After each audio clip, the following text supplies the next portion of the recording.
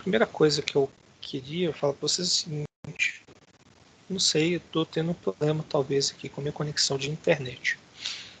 O pessoal da turma 5, que é do primeiro horário, teve momentos que ficou bem complicado a aula, que o pessoal não estava vendo a tela, ou eu estava falando, estava escutando a minha voz, mas assim, a tela que eu estava apresentando não estava correspondendo muito, né, ao que eu estava falando, ou estava com um delay muito grande de atualização, às vezes até chegava a travar. Então eu vou pedir para você o seguinte, inclusive o próprio chat para mim no meu computador travou.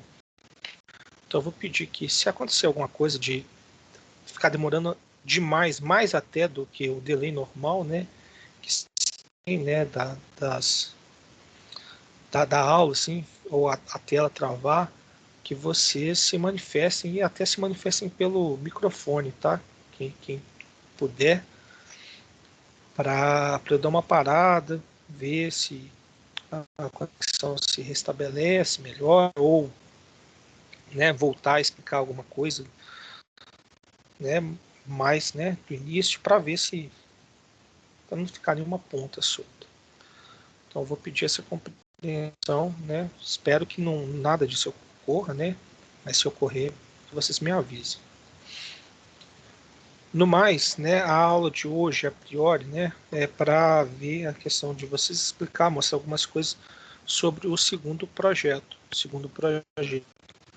Eu coloquei ontem à noite no Siga, né? Então não sei se todo mundo viu, né? Não deu muito tempo para vocês verem. Eu vou falar dele, né? Do segundo projeto. O que eu espero de vocês, né? E tentar aqui tirar algumas conclusões sobre isso. Tá, a aula de hoje é para isso, mas antes de chegar nesse ponto, eu queria saber se ainda resta alguma dúvida a respeito do primeiro trabalho, do primeiro projeto. Vocês têm que me entregar ele hoje. Às vezes ainda está com alguma dúvida, algum último questionamento. Então eu queria ver se vocês têm essa dúvida para querer tirar aqui nesse momento inicial da aula. Se ainda resta alguma dúvida desse primeiro trabalho.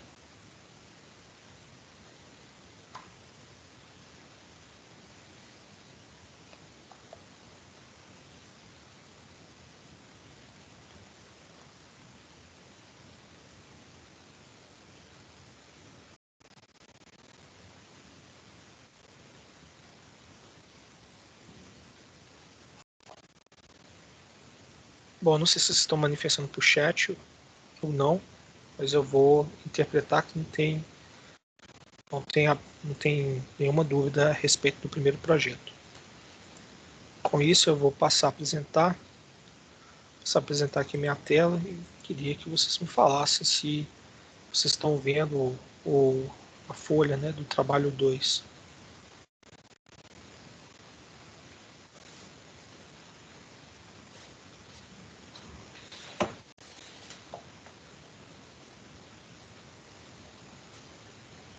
Tá aparecendo só a tela, mas a folha do trabalho ainda não, tá na pasta. Agora sim, Entendi. Tá.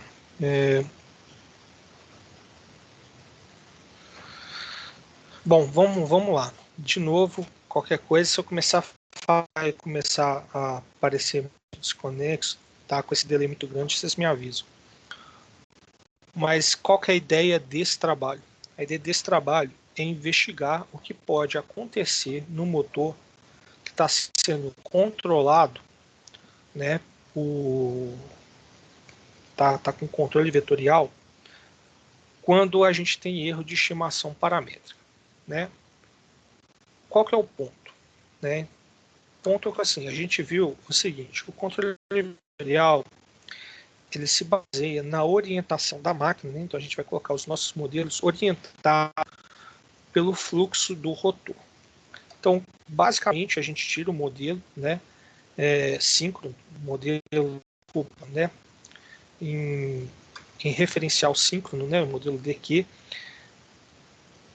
com sincronismo em relação ao fluxo do rotor. O que acontece? A gente coloca, então, o eixo D né, em cima do fluxo do rotor e analisa a nossa máquina a partir, né, desse tipo de orientação. Qual que é o resultado, né, da análise? O resultado dessa análise é que no circuito do estator a gente tem duas parcelas de corrente, uma de eixo direto e uma de eixo em quadratura, que produzem, né, resultados diferentes. A corrente do eixo direto, ela vai produzir magnetização, ela vai magnetizar a máquina, e a corrente do eixo em quadratura vai produzir conjugados, acelerar ou desacelerar a máquina, né? Então a gente separa, né, essas duas componentes, né, e realiza o nosso controle, parecido, né, com o que a gente viu no controle da máquina de corrente contínua. De corrente contínua, né, tem essa separação de maneira física, circuitos elétricos diferentes. Então, um circuito de campo e um circuito de armadura. O circuito de armadura produzindo um torque e o de campo produzindo fluxo. Então, a gente consegue realizar isso através, né, da nossa orientação. O que ocorre, né? Bom, ocorre que a gente então precisa determinar, né, a posição espacial do fluxo do rotor. E isso não é uma tarefa que é muito fácil. Por quê? Porque eu não consigo medir o fluxo. Muito difícil medir fluxo, né? 2, diferente da máquina síncrona, né, em que o fluxo do rotor, né, ou pode ser um ímã, ou pode ser, né, no caso, um circuito de campo, né? Como a máquina síncrona opera somente na velocidade síncrona, eu sei que medindo a velocidade ou a posição rotórica, eu tenho a posição, né, do meu fluxo do rotor. Isso não acontece na máquina de indução, porque ela não opera somente na velocidade síncrona. A velocidade síncrona só existe, né, quando não tem nenhum tipo de conjugado, né, na máquina. Então ela opera com escorregamento. Então a gente precisa determinar isso. Como que a gente fez para determinar isso? Então, agora eu vou voltar, né, aqui para a simulação, né, uma parte da simulação do Simulink. Eu abri o Simulink. Quando todo mundo estiver vendo, por favor, me avise.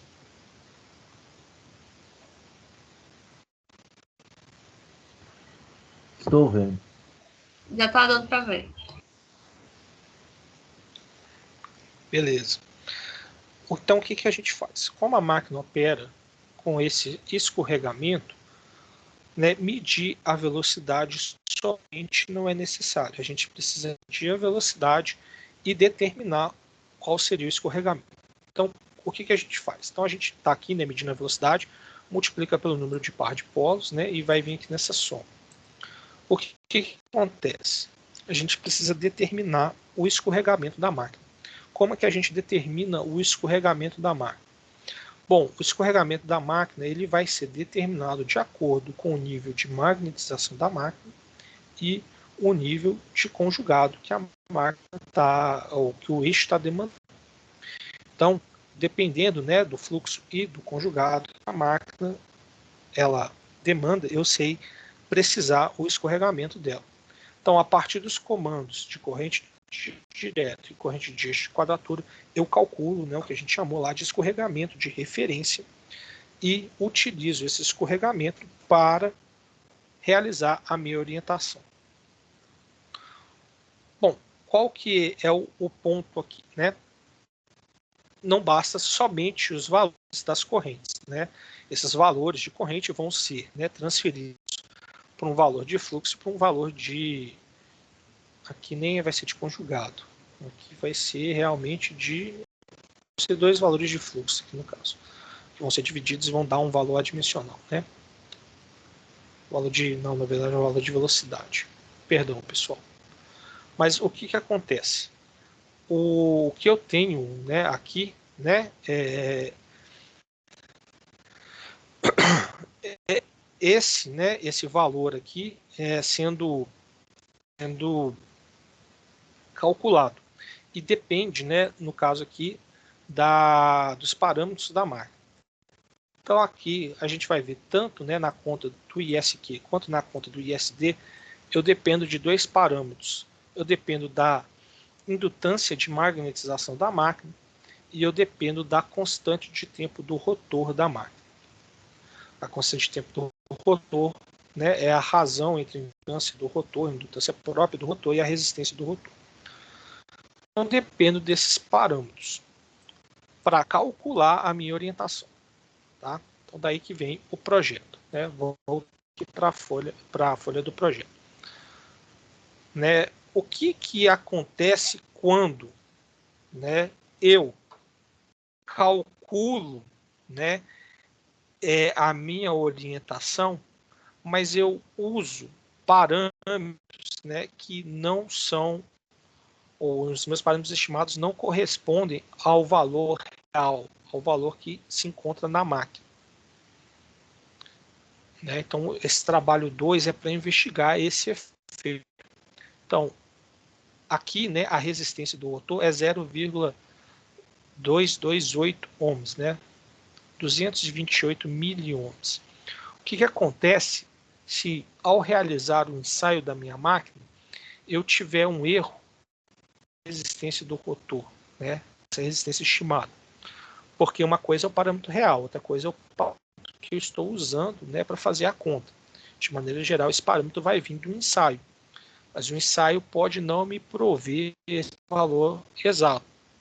Ou esse ensaio pode prover ou pode ser realizado de uma maneira ou de um ponto de operação que não corresponde ao ponto de operação no momento, né, em que eu estou, né, com o meu controle. Né, pode estar com carga reduzida, né, ou pode ser a vazio, enfim. O que acontece com o controle nesse caso? Né? Então, a gente vai investigar, né, a alteração só de um parâmetro, que é a resistência do rotor. Então, o resto tudo a gente vai estar acertando, com exceção da resistência do rotor. E por que a resistência do rotor? Porque ele é um parâmetro que ele é bastante sensível à temperatura. Né? À medida que o fluxo, né, corta, né, o circuito do rotor, né, a corrente começa a fluir para essas barras de alumínio, né, que estão ali no molde do rotor, e aquece, né, o metal e muda, né, a característica de resistividade do metal. Então você tem um valor ali, uma alteração ali no valor da resistência, né, rotórica, né, por causa disso. Algo bastante sensível. Então, né, o que essa alteração de resistência causa, né, na nossa máquina, ou causa, né, na nossa orientação? É isso que a gente pretende, ou é isso que eu gostaria que vocês investigassem. Tudo bem? Dado esse erro, como que a máquina se comporta, tá? O grupo, né, 4 pessoas, né, eu tinha falado, né, na última aula que poderia ter grupos de 5, né, pelo número de pessoas, mais, né, com as matrículas e afins, né, agora a gente tem 11 pessoas matriculadas na turma para esse primeiro trabalho, né, que se encerra hoje a data, né, eu vou pedir, né, que vocês mantenham os grupos, mas depois eu vou pedir para ser rearranjado, né, os grupos da sala para ter 2 grupos de 4 e um grupo de 3. Depois a gente vai conversar isso. Eu vou pegar os interessados e tentar conversar a respeito disso. Né? Bom, se não quiserem, né, usar, né, a simulação que eu passei para vocês, né, no PowerPoint ou no Simulink, vocês podem usar outro tipo de simulação, né, fiquem à vontade, desde que vocês me forneçam essa simulação, né, cópia ou plágio, né, reprovação automática da disciplina, né, e eu quero um relatório conciso, né, 8 páginas no máximo, né, e quero, né, que essa disciplina, né, de laboratório, né, aqui em AD, ela seja um pouquinho diferente do que foi a teoria, no sentido de que eu gostaria que os relatórios de vocês tivessem um pouco menos de essa é uma parte difícil de explicar, não um pouco menos de teoria, mas um pouco menos de matemática. Esse é o ponto. Então, que as introduções sejam um pouco menores, né, e que as conclusões, né, sejam feitas, né, baseados, né, no pensamento, né, do que pode estar acontecendo com a máquina, do ponto de vista mais qualitativo. Então, com a teoria eu batia bastante para vocês monetizarem várias e várias coisas, aqui eu na prática eu vou pedir que vocês façam um pouquinho menos. Não significa, tá, pessoal, que vocês não precisam quantificar a coisa. Algumas coisas vocês podem e devem quantificar, mas assim, não precisa ter um background teórico tão grande, né? Então, vocês não vão precisar quantificar tudo, né? Mas assim, é bom que vocês algumas coisas precisem, né? Não precisa ser, né, do ponto de vista igual eu pedia para vocês. Dado a rigidez dinâmica do sistema, né, aí vocês calculavam um ponto menor de rigidez, calculavam, né, a simulação, o erro na frequência, né, não precisa nesse nível. Né, pode ser um pouco mais frouxo. E, portanto, o relatório também pode ser um pouco menor. Entrega, né, vai ficar bem tarde, né, para o dia 15, né? Porque a partir de agora, né, a gente sempre vai ter duas aulas para falar de um determinado projeto. Vocês vão entregar o primeiro, né, hoje, e vão ter, né, o projeto 2, o projeto 3 e o projeto 4. Né? E a gente vai ter sempre duas aulas para falar. Como eu disse, né, para vocês, quem não estava aqui presente, né, no primeiro encontro, a próxima aula, né, que seria no dia 17 desse mês, infelizmente não vou estar presente, né, não vou poder dar aula para vocês, não vou poder ministrar. Eu vou estar na banca, né, de TFG. Então eu adiei a aula, então o nosso próximo encontro vai ser só no dia 1º de outubro, então vai demorar até um pouquinho. Então vocês vão ficar com bastante tempo, né? Vai ter a primeira aula hoje, segunda aula em outubro, e vocês me entregam, né, no que seria a data da próxima aula, né, que seria no dia 15. Então, vocês vão ter um tempo bastante grande aí, né, para fazer e analisar, né, devido ao cancelamento, né, da aula que eu tive. Não significa que vocês precisam desse 1 mês e meio, né, para fazer o projeto. Ele não é um projeto que é difícil a esse ponto, né, mas é só realmente por questões da aula. Eu gostaria que na segunda aula do projeto, né, você já tivesse implementado bastante coisa e a gente tivesse só uma discussão do que deve ser colocado, né, no relatório ou não, algumas questões, né, os últimos erros de implementação, talvez, né, que vocês possam estar tendo, a gente corrigir, coisas do tipo. Tá? Então vocês vão ter bastante tempo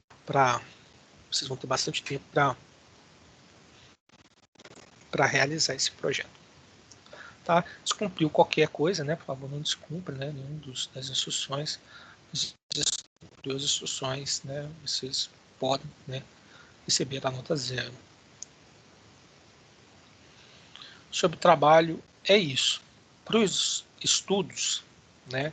Então, eu estou mudando aqui, né, para o capítulo 8 do livro do livro.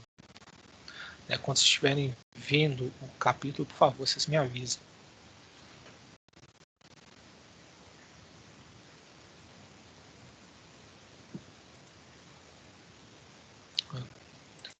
Aqui, posso mudar minha tela.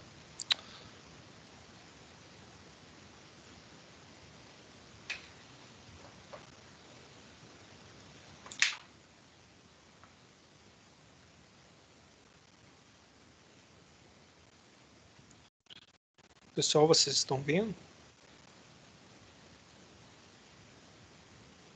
Estou vendo aqui, professor. Podem usar o microfone. Mais alguém? Tá dando para ver, sim. Beleza. O capítulo 8, né, trata, né, da sensibilidade paramétrica, né, e de efeitos de saturação no controle indireto. Ele entra bem a fundo, né, nos efeitos, né, que podem ter, né, os erros de estimação paramétrica e os efeitos de saturação. Para começar, os efeitos de saturação a gente não vai ver, né, eles são não lineares, eles são mais complicados, né, de serem quantificados, né, os efeitos de saturação. Mas eles alteram também, né? Basicamente, né, a gente viu que é dependente de dois parâmetros, a indutância de magnetização e a constante de tempo do rotor, né, as minhas contas. Então, a saturação ela afeta diretamente o valor, né, do que seria a indutância de magnetização, né? A indutância de magnetização, na verdade, né, é uma forma que a gente tem, né, de expressar, né, esse efeito magnético, né? Mas que a priori ele não é linear, né? A gente lineariza ele ali, né, no ponto, né, e coloca, né, ou modela como a indutância de magnetização, né? Mas o efeito ele é bem mais complexo do que somente uma indutância.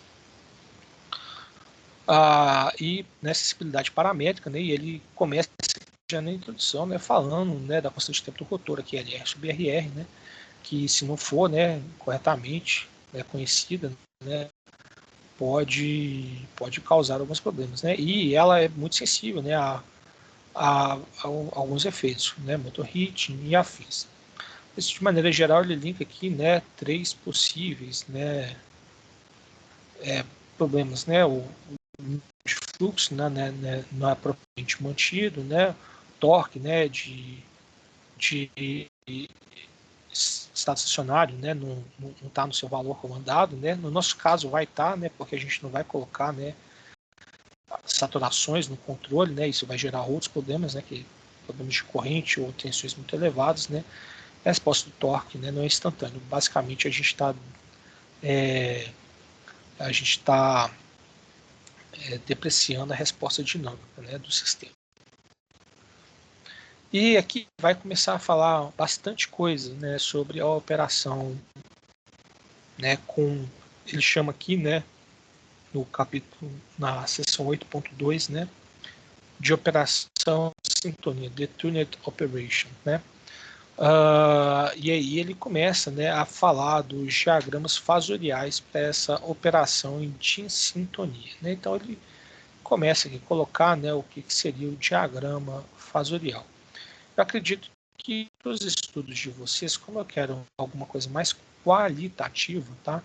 Vocês chegar nessa questão do diagrama aqui fasorial é bem bacana, né? Estudar essa parte eu acho boa, né? Para vocês tentarem tirar, né, algumas explicações sobre o que está acontecendo com a máquina, tá? Mas além dessa questão do diagrama fasorial, ele vai realmente... Tenho certeza. Ó, o celular aqui tá achando que eu estou falando com ele. Desculpa, pessoal. Vamos lá. Além, né, desse diagrama fasorial, né, ele vai entrando e vai modelando, e ele modela, né, o que seria a razão, né, entre a constante de tempo real e a constante de tempo estimada. E a partir, né, dessa razão, ele tira vários gráficos e várias formas, né, sobre o comportamento conjugado e afins. Né? Eu não gostaria, tá? Desculpa, não é que eu não gostaria. Eu não acho, eu não irei cobrar de vocês, né, isso. Se a gente estivesse na teoria, na teórica, eu talvez cobraria. Né? E aí é uma análise mais teórica e mais quantitativa. A ideia que eu tenho é que vocês entendam um pouco, né, dessa questão do diagrama fasorial, né, e como, né, a defasagem, né, do eixo DQ, né, em relação ao fluxo, né, o que pode mais ou menos causar em termos de produção de corrente, né, ou da contribuição das correntes no fluxo e no torque, e tentem retirar, né, desse ponto alguns critérios de maneira mais qualitativa. E eu vou explicar um pouco mais do que eu chamo, né, dessa coisa mais qualitativa, né, de vocês interpretarem os resultados.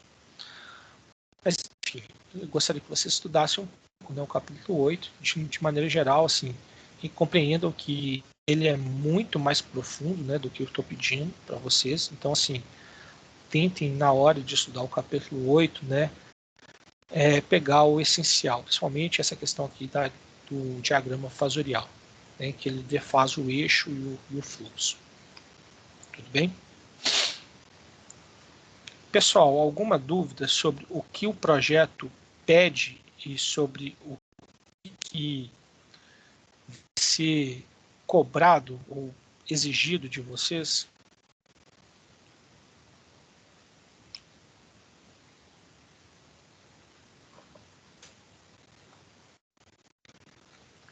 Por enquanto, tranquilo. Bom, eu mudei minha tela para o MATLAB. Tá todo mundo vendo? Sim.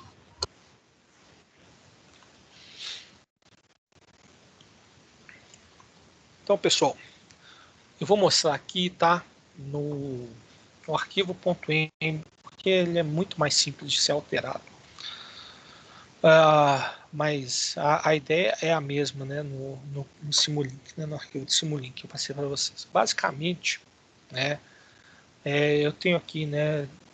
Dois códigos, né? Um código com essa questão do trabalho, né? Que eu altero a existência de status, e aqui é o que eu chamei de caso base. Eu vou rodar o caso base, né? Eu vou rodar o caso base, mas enquanto o caso base está rodando, eu vou tentar explicar para vocês, né, o que eu fiz, né? Infelizmente, talvez a tela fique um pouco pequena, né, por causa do MATLAB, né, da fonte do MATLAB, mas eu vou tentar explicar aqui a questão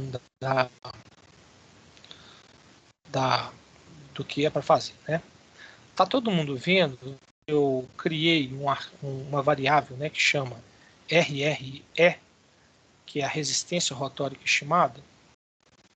Todo mundo está vendo essa parte do código? Eu estou até marcando ela aqui, né, selecionando ela. Está em azul com agora fonte branca. Estou vendo, sim. Tá. Então, basicamente, né, eu vou ter dois parâmetros de resistência rotórica. Eu vou ter a resistência rotórica real, que é o valor que eu passei lá do dado de placa. Vou ter a resistência rotórica estimada, né, que vai, né, ter aqueles limites de mais ou menos 50% ou mais ou menos 25%. Aqui está com o valor estimado em mais 50%. Ou seja, o valor da resistência rotórica ele é 1,5 vezes o valor real. E isso, é claro, vai alterar aqui a minha constante de tempo estimada. Qual que é o ponto aqui, né? O ponto é que a mudança, né, nesse caso, vai ser o seguinte: no Simulink vai ser onde eu tiver o modelo da máquina. Então, essa matriz de estados é o modelo da máquina. Eu vou usar os valores de resistência rotórica real. Então, lá no modelo da máquina, no Simulink, vocês não vão mudar em nada. Onde eu estiver calculando o ângulo da orientação, eu vou usar a constante de tempo estimada, né? Porque aí vai ter o meu erro. Tá? Então, a modificação em si é muito pequena, tá? No arquivo base, né? O interessante aqui vai ser realmente tentar analisar os resultados. Então, aqui, só para a gente ter como base de comparação, eu vou mostrar para vocês alguns dos resultados, tá? Eu esqueci de colocar o resultado de tensão, mas não tem tanto, né? Dá para a gente ver os outros e estimar, né, o que está acontecendo. Aqui o de velocidade, né, a rampa, né, sobe até aqui na velocidade nominal. Tem ali, né, o sobressinal, controla no valor, na entrada de carga, ela desce um pouquinho e o controle atua para voltar. Todo mundo está vendo a velocidade?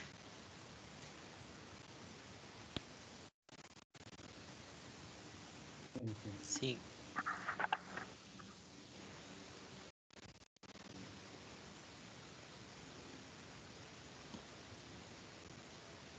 Bom, alterei aqui para corrente em quadratura. Me avisem, tá, pessoal? Por favor, se vocês estão vendo ou não. Sim. Mais alguém?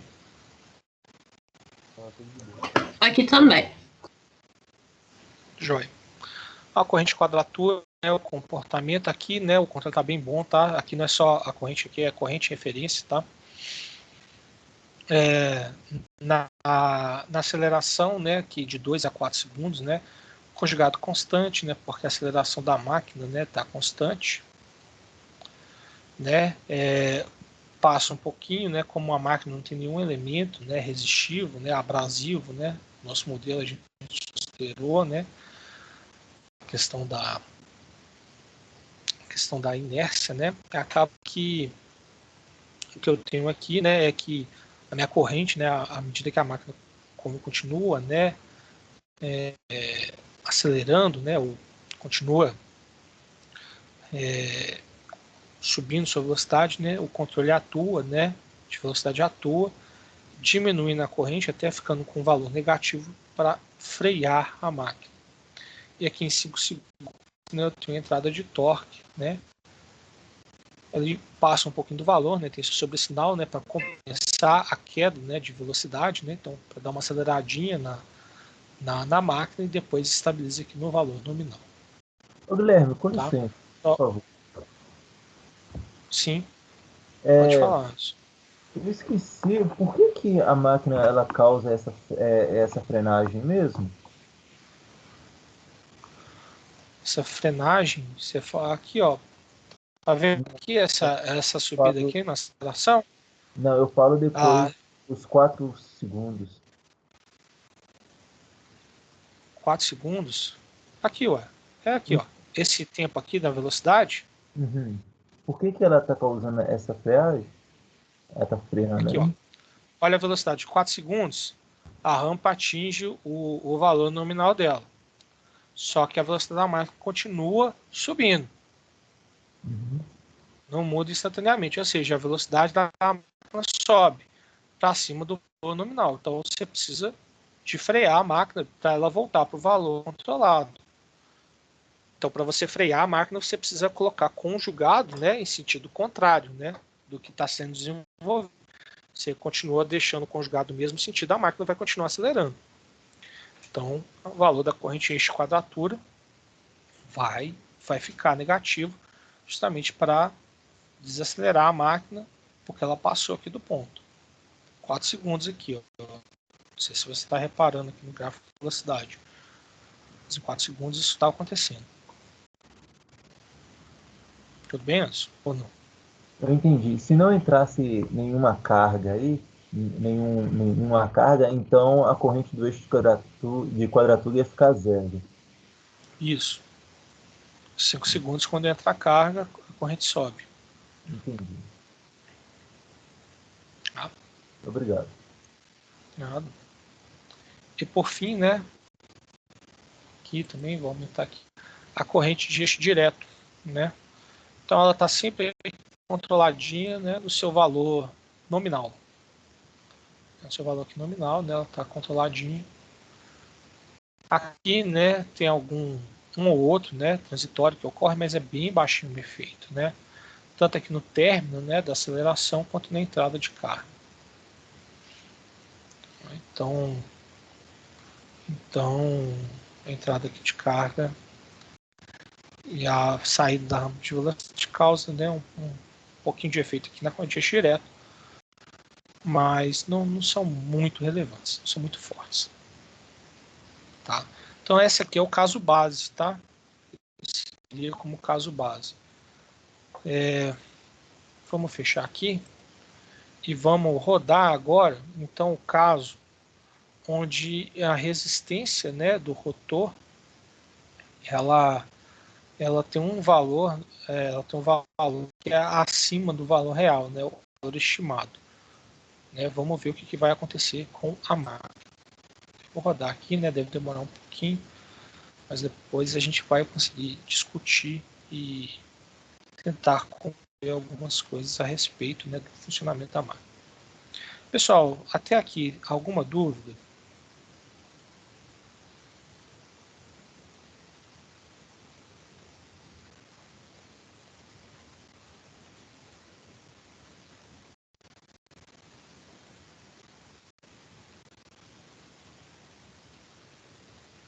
Por enquanto, não, Guilherme.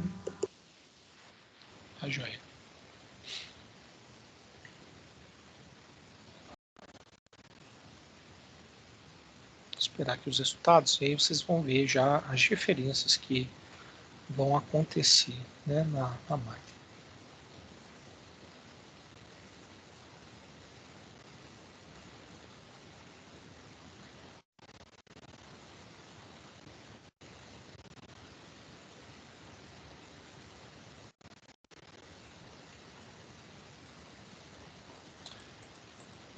Vou começar aqui, né?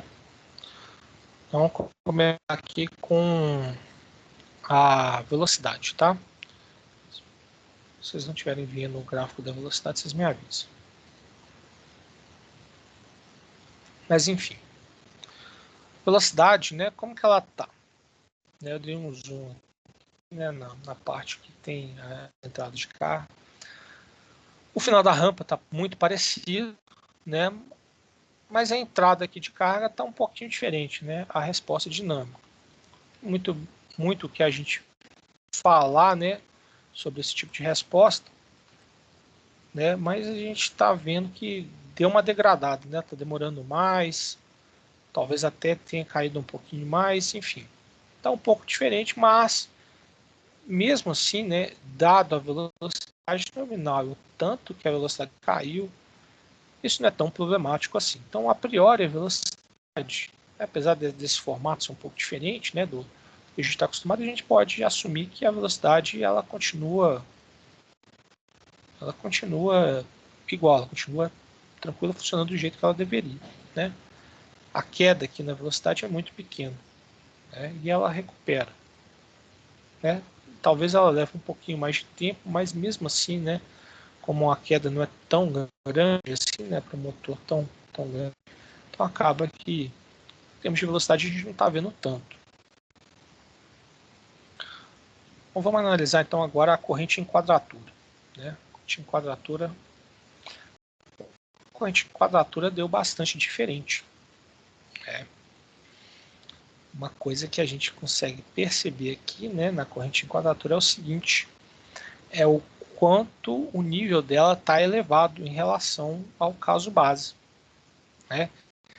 Então eu tenho aqui, né, já na aceleração da máquina, né, um valor que estava próximo, né, do valor de corrente em quadratura para, no caso, né, nominal, quando entrava torque nominal, né? No caso base, tem um valor aqui muito próximo, na verdade até um pouquinho maior, né? A corrente de quadratura estava quase em 70 amperes, né? E aqui está até um pouquinho acima de 70 amperes, ou seja, estou tendo uma corrente já em quadratura maior para acelerar a máquina. Fora, né, os transitórios, né, que estão muito mais eminentes, né, tanto aqui no início, né, da entrada da rampa, quanto na entrada de carga, né, eles estão com valores muito elevados. Nem a entrada de carga aqui, né, como eu não coloquei nenhum tipo, né, de saturação, né, a gente tem aqui, né, um valor muito elevado, né, basicamente 100 amperes, né, em regime permanente, né, batendo mais de 120 de pico. Então a operação da máquina aqui, né, tá muito problemática. Lembrando, né, o conjugado demandado e a velocidade, né, demandada da máquina é a mesma do caso básico. A única coisa que a gente mudou aqui é a referência, a orientação, né? Não a referência, a orientação. Então a gente está vendo aqui uma corrente bastante elevada, né? Isso vai isso vai, né, na verdade, gerar uma corrente bem elevada no estator. A corrente de eixo direto ela não vai alterar tanto em termos de valor, né, porque eu estou controlando, né, ela fixamente, né, em um valor constante. O que eu vou reparar aqui é realmente, né, que nos transitórios, né, entrada da rampa e saída da rampa, né, ela se altera um pouquinho mais, né, uma incapacidade aqui, né, de manter o controle, né, no estabelecimento da rampa, né. E aqui, né, na entrada de carga também um transitório bastante proeminente, bem forte, né. A corrente está aqui em 28 amperes, né, de pico, né, ela vai para quase 18 e de valor mínimo e quase 38 de valor máximo, né? Tem uma amplitude bem grande, né? Depois ela se estabiliza, né, no seu ponto, né, controlado, mas mesmo assim, né, ela está sofrendo bastante, né, nos transitórios de carga.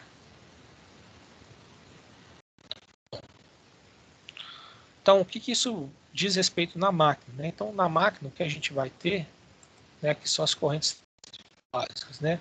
É uma corrente que é bem elevada, né, já durante a aceleração, né, da máquina. Então, aqui a gente está com um valor já acima do nominal, né? Eu vou botar aqui bem no pico, né? O valor, né, de corrente nominal, eu até fiz errado, né? Eu tinha feito a conta errada, é 54 amperes eficazes, né? Que dá mais ou menos 76 e alguma coisa de pico, né? Então aqui a gente já está vendo que a corrente está um pouquinho maior que a nominal, já na aceleração do motor, né, que não está exigindo o conjugado nominal da máquina. E quando entra a carga, né, que está exigindo o conjugado nominal da máquina, né, eu vejo aqui uma corrente muito mais elevada, né, mais de 100 amperes aqui de pico, né. Então eu estou aqui já com uma corrente que está em quase 150% do valor nominal, né. Então uma corrente bem elevada, né. Isso é bem problemático para a máquina. Né? Isso aqui é em regime, né? Não tem um transitório. A gente sabe, por exemplo, que na partida, né, de energização direta da máquina, né, a razão entre a corrente partida e a corrente nominal é bem elevada. Mas aqui já é regime permanente, então a corrente está bem elevada. Então isso é o que a gente observou em termos do controle. Né? Antes de mostrar os estados de tensão, vamos tentar agora. Eu gostaria que vocês tentassem aqui seguir a linha de raciocínio. O que está ou que pode estar acontecendo, né? Então aqui a gente, que é a hora que a gente une, né? O que a gente sabe, o que o nosso sistema de controle faz, e mais ou menos o comportamento da máquina. Então vamos lá.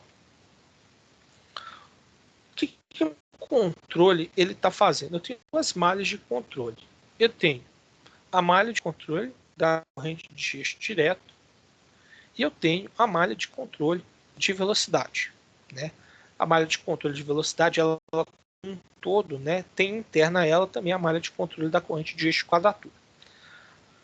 Mas basicamente, né, o comando ou os comandos que eu passo, né, para o meu controle é o valor de corrente de eixo D, que eu quero que a máquina mantenha fixa, e o valor de velocidade, né, que eu quero que a máquina desenvolva, né? Então, no caso aqui, a rampa ficando ali, né, em regime permanente, com valor constante nominal.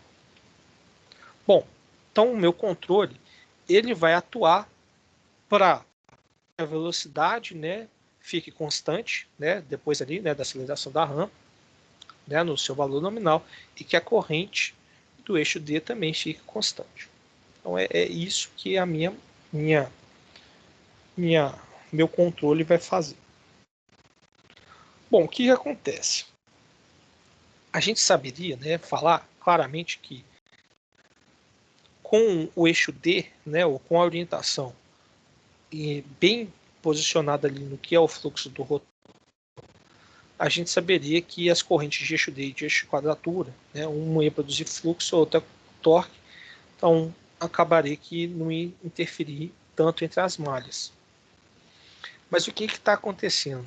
O eixo D ele não está em cima do fluxo. O que isso significa? Isso significa que tem uma parcela da corrente de eixo direto que produz fluxo, a maior parte ainda, mas que tem uma pequena parcela que também produz conjugado. E o que acontece com a corrente de eixo em quadratura? A maior parte dela continua produzindo conjugado, mas tem uma parcela agora que está produzindo fluxo também, está interferindo no fluxo. Então, o que a gente pode então tirar aqui, ou tentar tirar de conclusão, né? Bom, a gente sabe o seguinte, como a malha de velocidade ela está externa à malha da corrente de eixo quadratura, ela, toda vez que ela perceber, né, qualquer variação na velocidade, ela vai atuar nessa malha. Então, quando a velocidade cai pela entrada da carga, ela vai falar o seguinte para a corrente de eixo de quadratura. Ó, aumenta o seu valor aqui, porque eu preciso voltar a acelerar, eu preciso compensar essa carga. Só que o que acontece? Né? O que está acontecendo?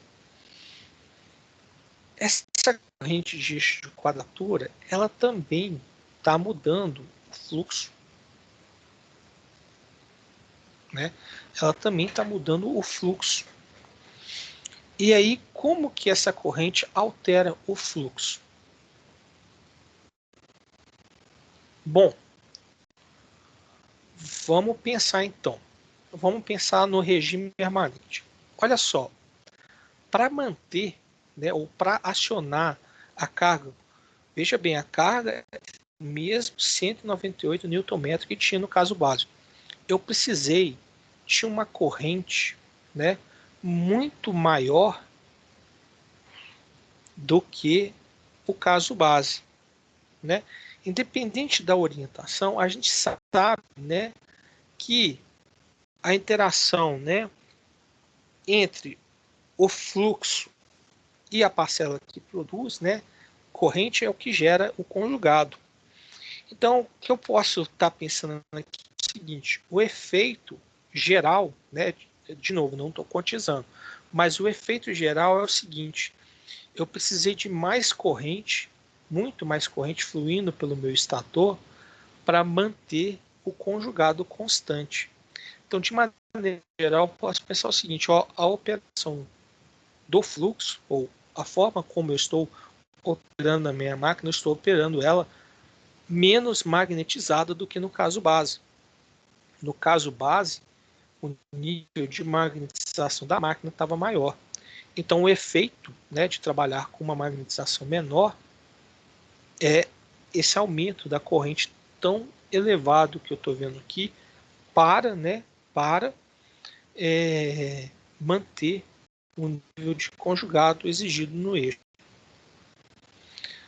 O que poderia me dar essa comprovação de estar operando com um nível de fluxo menor?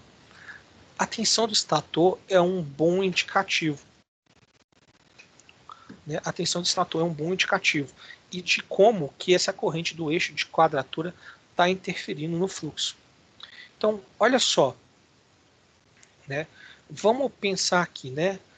Boa parte da tensão que eu tenho que impor no meu estator, minha máquina, é justamente para tentar compor a força contra a eletromotriz induzida. Em todas as máquinas, esse comportamento ocorre.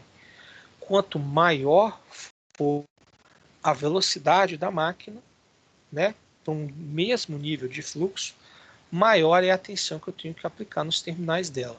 É assim na máquina síncrona, é assim na máquina CC, é assim na máquina de indução. Né? Então, eu tenho um termo, né, que contrapõe, né, a tensão que é proporcional à velocidade da máquina e o nível de fluxo da máquina. Olha só que interessante, né? Então, à medida que a velocidade da máquina vai aumentando, né, o nível, o valor da tensão, né, não só a frequência, claro, né, vai aumentando, mas como também o nível da tensão vai aumentando. Olha só que interessante. E, né, olha o que acontece, né? A rampa vai de 2 a 4 segundos. Quando eu chego em 4 segundos, o que aconteceu com a minha rampa? Bom, era para minha velocidade estabilizar.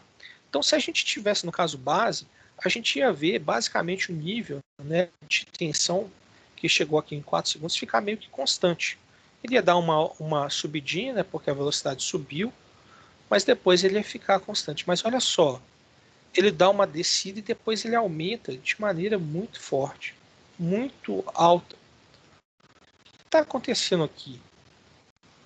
Olha só, quando eu comparo, né, nesse tempo com a corrente do eixo em quadratura, né, então eu estou comparando o seguinte, ó, quando a corrente chegou aqui nesse ponto de 4 a 5 segundos, né, eu tenho um aumento da tensão.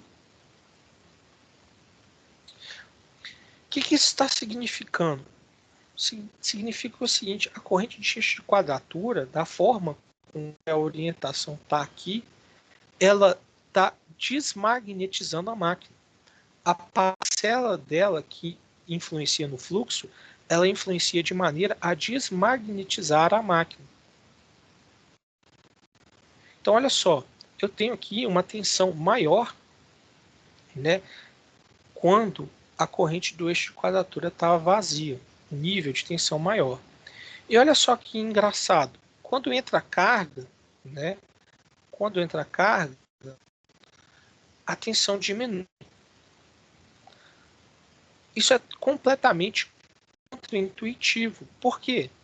Olha só, numa operação normal da máquina, quando entra a carga, a tensão do estator, né, se eu quiser manter a mesma velocidade, né, na máquina rodando, né, conectada à rede, a tensão dá uma caída porque a corrente aumenta e o escorregamento aumenta.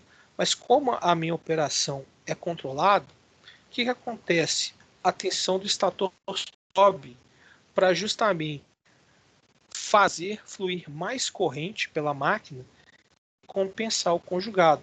Então a máquina ela mantém sua velocidade, o nível de tensão dela sobe e flui mais corrente para compensar o conjugado. Olha só que interessante, aqui a máquina ela está fazendo circular mais corrente. A gente está vendo aqui, né, soube que aqui em regime permanente, né, a corrente do eixo de quadratura está em 100 amperes. Então, a corrente ela aumentou e a tensão da máquina diminuiu. Eu aumentei o fluxo de corrente diminuindo a tensão da máquina. Isso é completamente contraintuitivo, né? De maneira geral, quando a gente quer aumentar o fluxo de corrente, né, a gente aumenta a tensão para fazer fluir mais corrente, né? Isso é o que a gente tem normalmente. Mas o que acontece? A circulação da corrente de quadratura diminui tanto o fluxo que não é necessário mais impor no instalador da máquina aquela tensão tão grande para fazer fluir corrente. Então, com uma tensão menor, eu consigo fazer fluir aquele nível de corrente. Então, eu consigo fluir, né, uma corrente muito elevada com nível de tensão menor, porque a força contra a eletromotriz induzida, né, ela cai drasticamente com a diminuição do fluxo. Então, eu estou aqui operando minha máquina com fluxo reduzido e o preço que eu estou pagando isso é um aumento gigante na corrente do estator. Se a gente ver aqui, né, a tensão, né, o nível de tensão, né, vou fazer aqui uma conta rapidinho aqui no lado, né, a tensão, né, nominal é 460, né, mas isso é a tensão de linha eficaz. Então eu preciso dividir, né, por raiz de 3 e multiplicar por raiz de 2 para saber o pico. Então fazendo essa conta aqui rapidinho, eu tenho um valor próximo de 375, 376 volts de pico. Então, se eu analisar aqui, né, o nível de tensão, né, ele está muito abaixo, né, esse pico aqui, ele está muito abaixo do valor nominal. Está aqui em 281, por volta de 281, o valor de pico. Então, eu estou com um nível de fluxo bem abaixo do fluxo nominal. Né? Então, olha só, eu não sei quantificar o quanto que o fluxo caiu. Né? Mas eu sei quantificar o seguinte, olha só. Se eu estou precisando jogar essa corrente tão grande para produzir conjugado, e o conjugado é uma interação entre fluxo e corrente, né? Então talvez, né, eu tenha aqui, né, operando a minha máquina com fluxo reduzido.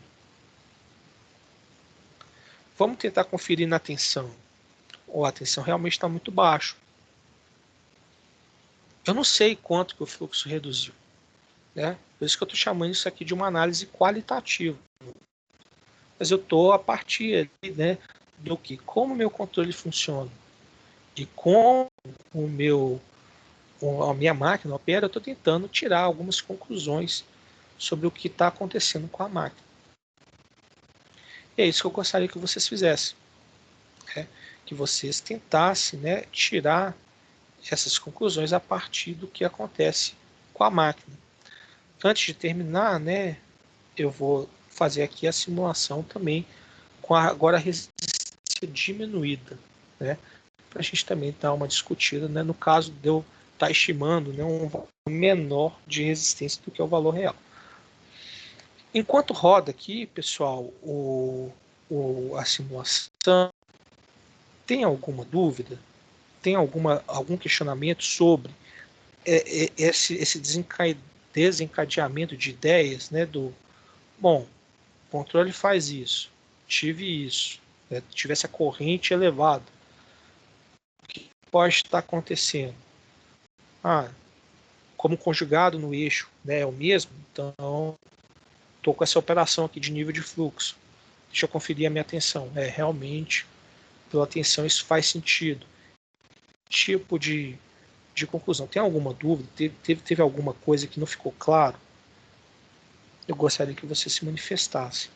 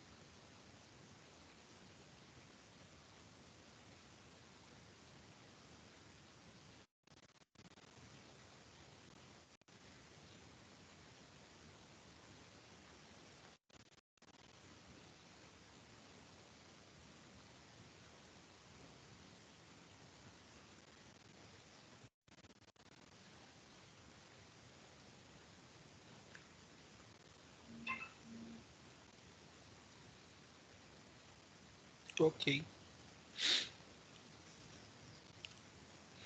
Então vamos para a operação aqui com a estimativa da resistência rotórica, né, abaixo do valor real. Como a gente vai ver, né, a velocidade, né, como ela está com a malha de controle dela, né, e ela está externa, né, a toda essa bagunça que está acontecendo na parte elétrica, ela acaba que a diferença, né, do que eu tenho, né, em termos de controle não é tão complicado, né? A atuação dela é bem parecida. Tempo de resposta um pouco mais curto, né, mas de maneira geral o problema não está na malha de velocidade, né? Não cai não aumenta nem decai muito, né, o nível de velocidade. Quando a gente passa, né, a olhar aqui a corrente de quadratura, né, a gente vê aqui, né, uma grande diferença, né? Os níveis aqui, né, de corrente estão muito mais baixos, né? E aqui, né, no caso, né, um torque, né, ou um torque negativo para desacelerar a máquina, né? Eu nem precisei reduzir tanto, ou nem precisou ir para valor negativo a corrente, né, de quadratura, significando que provavelmente a corrente ID que a gente está controlando, né, ela está fazendo, né, está tendo um papel talvez de redução de torque. E quando entra a carga, né, apesar do transitório também ser mais preeminente do que o caso base, né, o valor que se estabiliza, né, no final das contas, né, o valor aqui da corrente nominal é muito abaixo da corrente de IS, que é muito abaixo do caso base, né? Como a corrente do eixo direto, né, ela é controlada, né? Então a gente está vendo aqui, né, a corrente do eixo direto, né, ela tem um determinado controle, né? O que acontece? Acontece aqui que provavelmente, tá?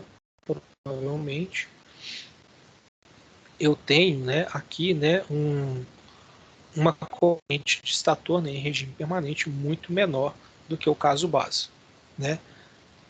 Percebo na corrente direta uma capacidade, né, de talvez controlar, né, o seu valor aqui, né, na hora, né, da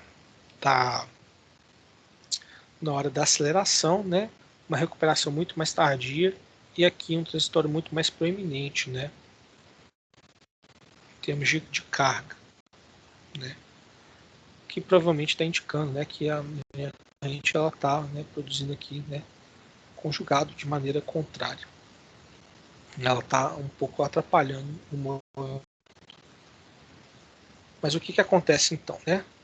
Então acontece aqui, né, que quando a gente for ver aqui, né, a corrente, né, principalmente aqui em regime permanente, ela vai estar bem abaixo, né, daqueles 70 e poucos amperes, que é, né, a corrente nominal da máquina, né? Então aquele problema que vocês estavam tendo, né, de achar que está circulando muita corrente, né, pelo motor, nesse caso aqui ela não existe.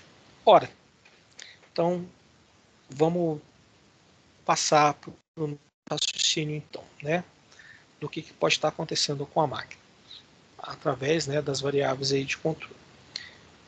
O conjugado entrou, né, e o conjugado continua sendo 198 Nm. O que acontece? Se eu preciso de menos corrente e conseguir sintetizar o mesmo conjugado, significa uma coisa. Provavelmente a minha operação de fluxo, né, ou o fluxo com que eu estou operando minha máquina, ele está maior, ele é mais proeminente.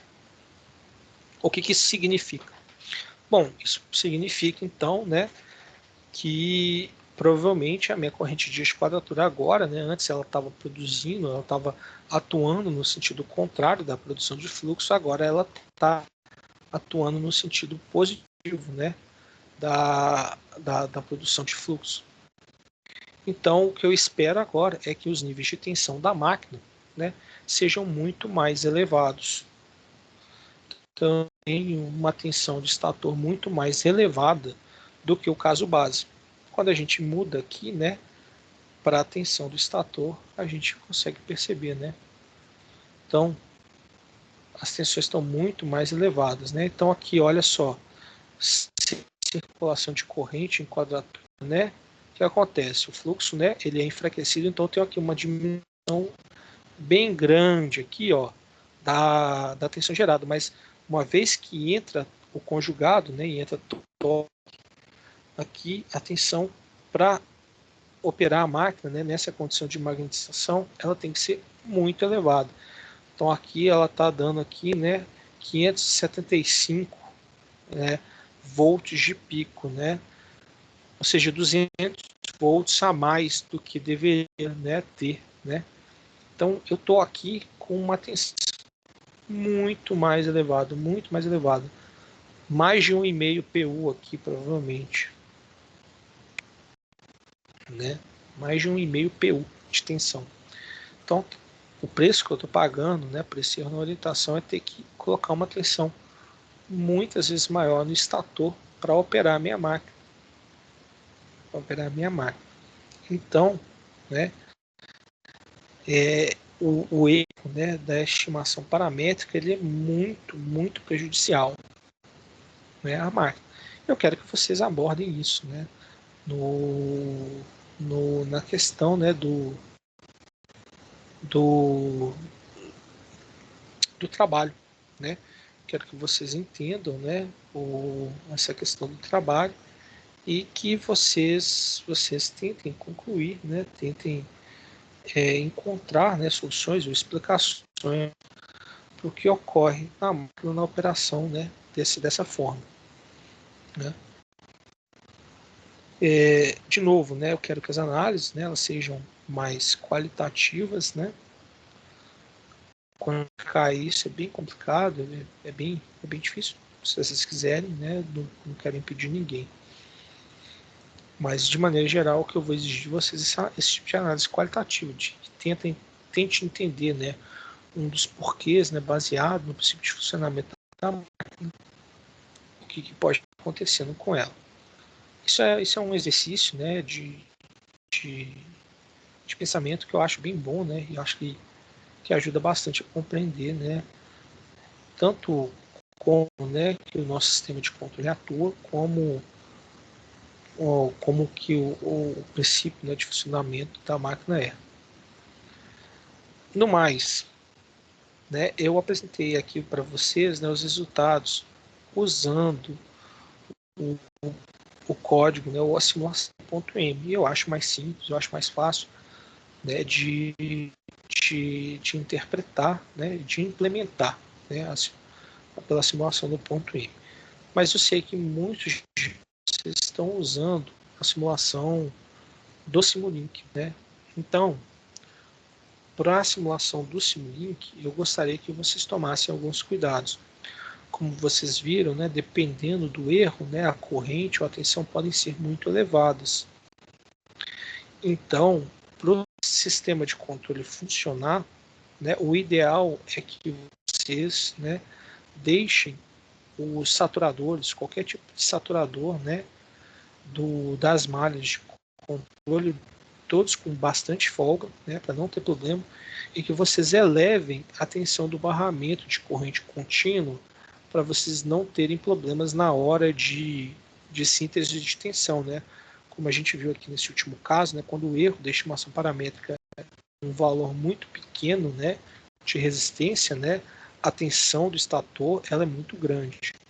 Então, para não ter problemas com saturação dos controladores, né, e os controladores ou o sistema de controle atuar, né, em região não linear, né, eu gostaria que vocês, né, como é uma simulação, fizesse, né, isso tudo com bastante folga, né? Aqui o objetivo não é ter, né, ou atender, né, essas questões do mundo físico, né, os limites físicos. Aqui a gente quer tentar, né, interpretar o que pode acontecer no caso do erro da orientação. Então, a gente não quer que o controle interfira mais do que ele já interfere no sistema, né? Então a gente precisa que ele funcione de maneira própria, né, ali na região, né, do sistema linear, né, não do sistema não linear. Senão ficaria com a análise muito difícil, né? Ficaria muito difícil de separar, né, o que o controle faz e o que o erro de orientação provoca. Já é difícil separar, né? Tanto que a gente está fazendo análise qualitativa, né? Muito difícil de quantificar o que cada parcela está fazendo acontecer.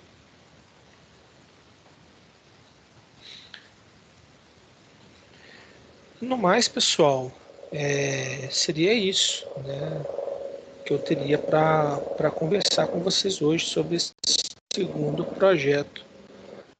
Ele é um projeto, né, que ele é fácil, relativamente fácil, né, de se implementar, né, mas ele tem várias análises que são bem bacanas, né, de serem feitas, né, muitos exercícios. Então, acredito que em termos de implementação vocês não gastem muito tempo, mas que vocês gastem muito tempo em termos de análise, né, e de tirar todos os resultados. Enfim, acredito que seja, né, no caso, um projeto que vocês possam, né, vir a ter, né, alguns problemas ou ficar travado, né, algumas partes, né, na hora de tentar explicar tudo.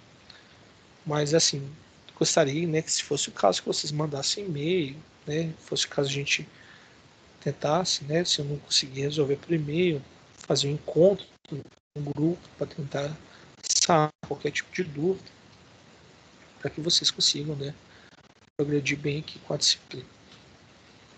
Mas é isso, pessoal. Se alguém tiver alguma dúvida em relação à disciplina, né, por favor, né, pode se manifestar, né? E se não tiver nenhuma dúvida, né, eu vou agradecer, né, a presença de todos, a paciência de todos e lembrar, né, como está a divisão dos grupos, o Thiago. Thiago, isso eu ia tratar, né, depois, mas basicamente, né, para o primeiro trabalho, porque na primeira aula tinham 10 pessoas, eu gostaria que fossem feitos 2 grupos de 5. Entrou mais um, né? Então eu vou redividir os grupos. Os grupos agora tem um de 5, um de 4 e um com 2. Eu gostaria que fosse 2 grupos de 4 e um grupo de 3. Então, tem 5 pessoas, que o grupo que tem 2 pessoas eu vou separar em 2. Depois, é claro, né, eu vou enviar e-mail, né, aos alunos, né, para ver, né, se assim, eu prefiro que vocês decidam, né, a divisão de grupos. Mas caso vocês encontrem um impasse, né, eu tomo as rédeas e aí eu divido os grupos da maneira que eu achar que melhor convém a disciplina. Então, essa questão de grupos, né, eu vou dar e-mail, né, esperar, né, ver, né, assim, como que vai ser, quem vai entregar todos os trabalhos. Já separei, né, os grupos, né, da forma como está atualmente, né, um grupo de 5, um grupo de 4, um grupo e uma dupla, né, e devo tratar disso com vocês na semana que vem.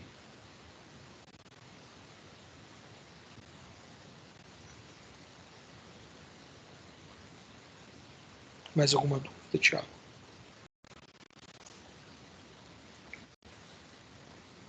Ô Guilherme, bom dia, tudo bem? Bom dia. É porque é o seguinte, né? Eu tava na turma D5 e aí trocaram pra turma D6, né? Eu tava em outro grupo lá. E aí eu fui o último a entrar no grupo, nesse grupo que eu estou agora. Provavelmente eu vou ter que Entendi. ir para outra formulação de algum outro grupo. Essa próxima Ok. atividade, então, é para eu fazer com esse grupo que eu já estou até a reformulação dos grupos? Vamos fazer o seguinte: começa a fazer com eles a discussão. Você pode começar a discussão com esse grupo atual, não tem problema nenhum. Já que é você que acredita, você estava, né, que acredita que vai ser, né, o que vai ir para a dupla, então o que você pode fazer também é entrar já em contato com a sua dupla, né? A sua dupla, no caso aqui, seria o João Pedro e o Pablo, né? Então você poderia, né, entrar em contato com os dois para também já começar a fazer o projeto 2 com eles. Agora, né, no SIGA, da forma como eu coloquei você no grupo, né, com 5 pessoas, porque vocês fizeram o trabalho todo em conjunto, né? A Jéssica, inclusive, né, antes de começar a aula, já tinha me alertado a respeito disso, né, da questão do grupo. E depois, então, eu falei, joia, né, já fizeram, né, tudo, agora que tem entrega, eu avalio o grupo com as 5 pessoas e depois eu mudo, eu altero, não tem importância nenhuma, eu altero lá no ciclo. Então, assim, já entra em contato com o pessoal, então, Thiago. Tá. Eu vou incluir Vocês têm acesso ao e-mail dos outros participantes da turma pelo SIGA? Eu tenho um e-mail de vocês, né? Se vocês têm. Então, mas não tem nenhum deles aqui hoje, não? É Não, o outro João nenhum Pedro. deles. O Pablo, ele me enviou um e-mail antes do início do semestre falando o seguinte, que ele não ia poder participar dos encontros virtuais porque ele estava fazendo estágio. Ele me perguntou o que ficaria. Eu falei para ele o seguinte, você não precisa obrigatoriamente participar dos encontros, porém você tem que entregar todas as atividades. As atividades, né, estão valendo, né, nesse semestre como, né, para eu pontuar vocês, né, em termos de conteúdo e também de aferição de frequência. O Pablo me enviou um e-mail falando que com essa questão do estágio, né, ele não ia poder acompanhar. Outros alunos estão com essa também, né? Como essa é uma disciplina que era para ser dada mais no turno de noite, justamente por essa questão de estágio, fica difícil, né? Assim, o próprio João mesmo, né, que está aqui presente, vira e mexe, ele tem que estagiar, né? Tem problema no trabalho e tal, não sei dos outros, né? Não sei se está todo mundo estagiando ou não. Mas enfim, isso ocorre. Então, o Pablo, ele realmente não vai participar. O João Pedro, né, estava falando, o João. Eu não sei do João Pedro, não. Que é o outro João Pedro, né? Não sou eu que o Você também é Guilherme tá Pedro. falando, não. É, João Moraes. Você é o Moraes ou o Silva? Ah, você só queria falar que não era você, entendi. É. Não, tudo bem. O outro João, eu não sei, Thiago. O Pablo, ele entrou em contato comigo falando que ele não ia poder participar dos encontros por causa Ó, do estágio. Aí no caso seria essa dupla? É, sim, né? Porque, ó, se não me engano, tem um grupo que é o Alan, o Anderson, o João Pedro e a Tatiana. O outro é o Davi, Felipe, Joyce Kelly e você, né? E a Maria Eduarda. Você falou que entrou, né, nesse grupo que já tinha 4 pessoas depois. Então seria o Pablo e o João Pedro.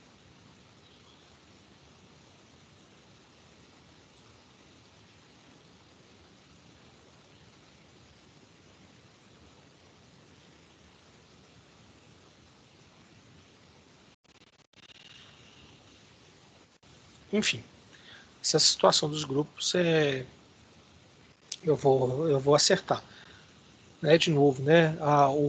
Exceder o limite máximo é realmente para evitar, né, que faça sozinho, né, ou com poucas pessoas. A discussão ela enriquece, né? Essa é a ideia. Mas enfim, conforme for, eu vou alterando os grupos ao longo do semestre mesmo. Não precisa ser um grupo fixo, né? De acordo com o número, né, de participantes, eu posso alterar. Pessoal, mais alguma dúvida?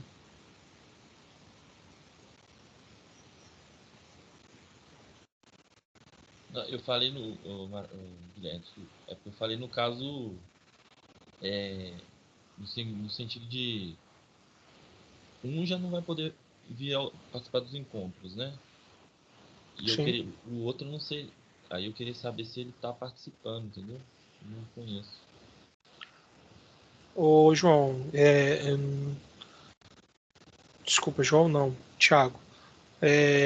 O João eu não sei. Realmente eu não sei a respeito dele. Acho que a primeira. Não. Realmente eu não sei a questão do João Pedro.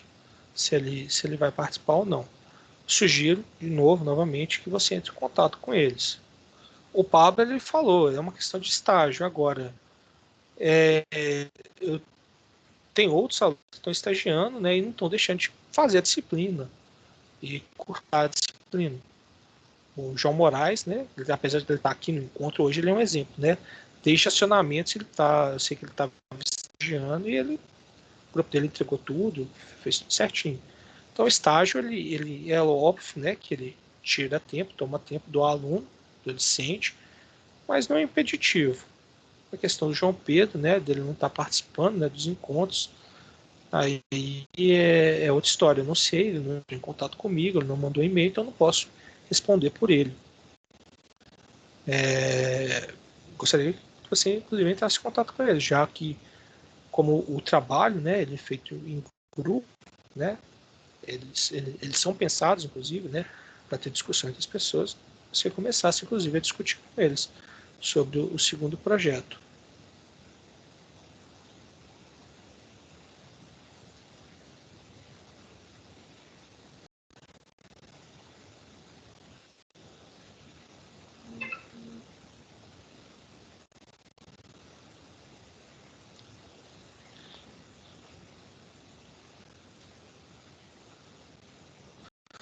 Pessoal, mais alguma dúvida?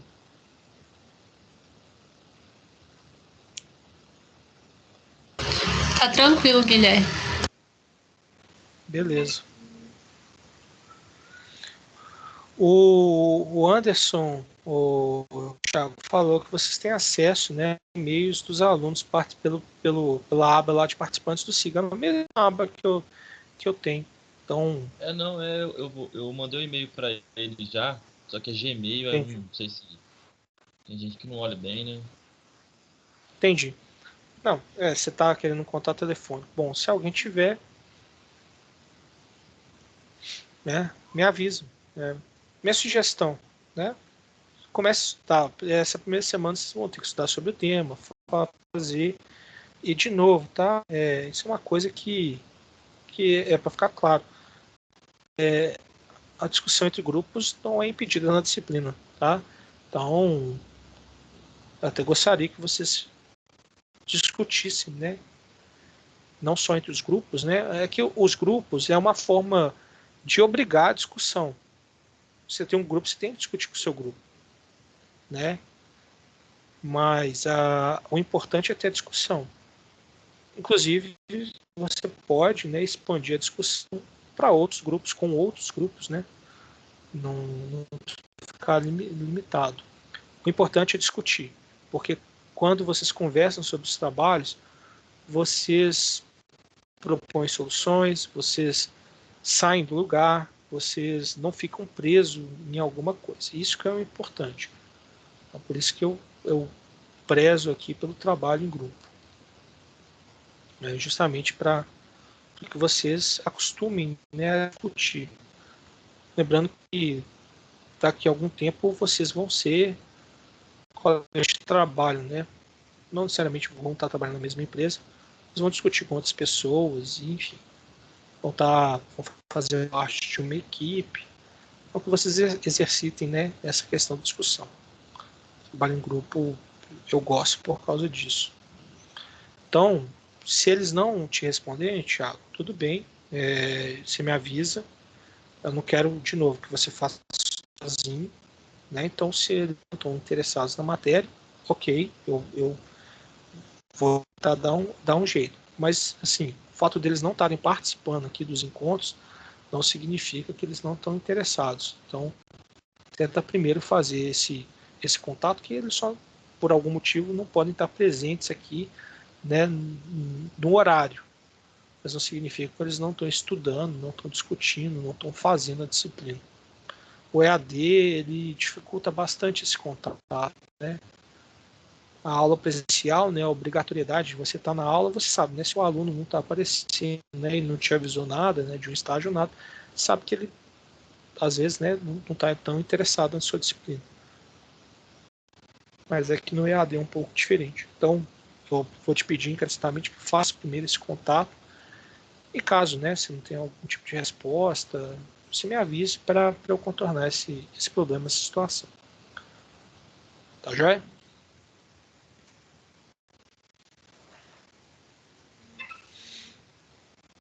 Então, pessoal, mais alguma dúvida?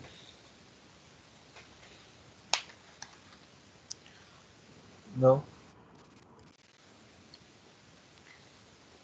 Acho que não, professor. Beleza. Então, pessoal, se não tiver dúvida, eu vou agradecer a presença, né, de todos, vou agradecer a paciência de todos e lembrar, né, que daqui a 15 dias, 14 dias, né, 2 semanas, então vai ter aula, né, eu vou estar numa banca, então o nosso próximo encontro vai ser só no dia 1º de outubro. Então, se vocês tiverem dúvidas a respeito do trabalho, não deixem para o próximo encontro virtual.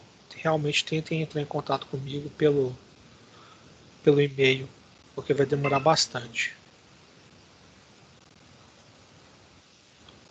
Obrigado, pessoal. Um bom dia a todos. Bom dia, obrigado. Bom dia.